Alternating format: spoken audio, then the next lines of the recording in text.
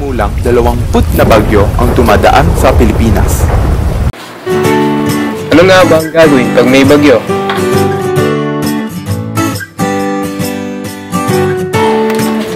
Una, tumutok sa radyo at manood ng telebisyon para sa mga balita.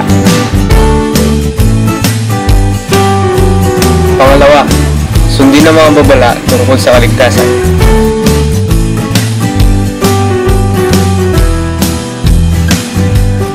Pangatlo, hanggat maaari, huwag lumabas ng bahay upang masiguro ang iyong kaligtasan.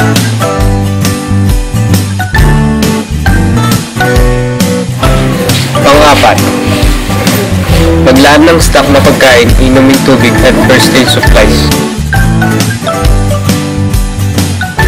Pang-lima, kung ang inyong tirahan ay nakatayo sa bababang lugar, pumunta na agad sa malapit na evacuation center.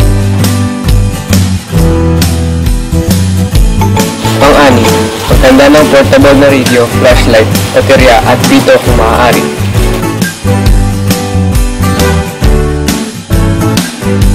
Pang-pito, suriin bukas ang linya ng telepono at cellphone para sa anumang mga emergency tawag.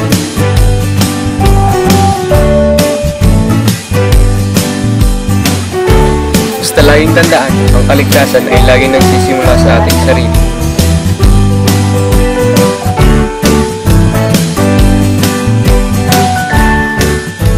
Hanggang sa muli, paalam!